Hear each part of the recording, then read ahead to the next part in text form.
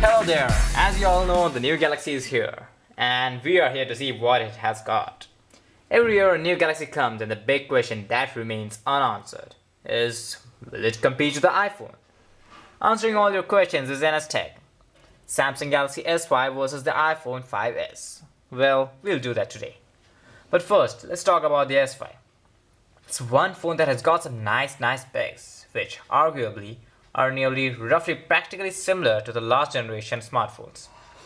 Like those old Jesuses, it features a plastic body design. Oh, and yeah, it's an IP67 smartphone. That is, dust and water resistance is a part of it. Plus, it has with itself a fingerprint scanner and a 5.1-inch Full HD display, compared to that of 4.99 found in S4. All this backed up by an Android 4.4.2 KitKat. Let's see the numbers in a comparison. For the OS, the Android 4.4.2 customized with TouchWiz, and iOS 7 for the iPhone. Surely we can't compare these two, so 0-0 for both. Again, if we compare the size of the phones, S5 wins for its big size and iPhone for its compact handy size. So 0-0 at both ends again. Display. Well, that's interesting. Clearly the iPhone loses as S5 looks like the granddad of it. S5 wins in all three cases, be it screen size, resolution or pixel density. So it's now 1-0 now. Well, the game begins. Now the camera in S5 is a whopping 16 megapixels. That's the highest ever seen in any Samsung smartphone. iPhone has its average 8 megapixel camera, but if we compare the image qualities of any of the two, we can't see much of any difference as the quality of images in iPhone is still great. So no points given to them. So it's 1-0 again. But plot change. If bat an eye on the video recording capabilities, the S5 can record in 4K. So bye bye iPhone. Well, the score is now 2-0. The processor. Well, let's take a close look at it.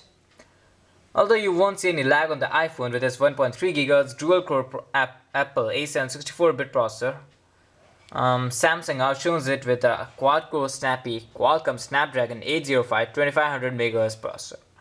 Compared to the 1GB in 5S, RAM is pretty high on the S5. 2 GB, forgot. So overall performance point is taken home by Samsung again, which makes it to 3-0. The battery. Well, we can't say much about the S5's battery now, because it's not yet tested to its limits. But the numbers say that it's 2800 mAh, or whatever it is, I don't know. And the 5S has a 1570 mAh battery. Still, we'll leave the topic untouched, as we already told the reason for it. And iPhone's battery doesn't disappoint as much. Both have equally good technologies, 4G, Bluetooth 4.0, what else? The plasticky looks of the S5 is just incompatible to the high gloss metal finish of the 5S. So the point goes to Apple this time, leaving us with a score of 3-1.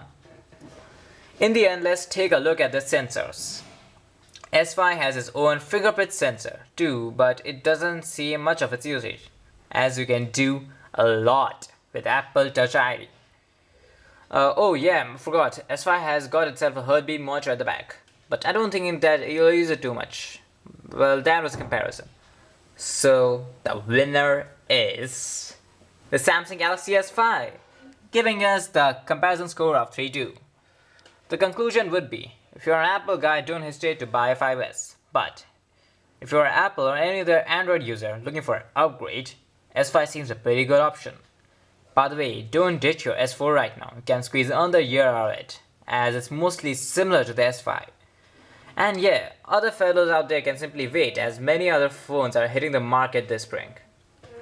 Well, that was all. Remember the name, NStech. So, I'm out. Peace.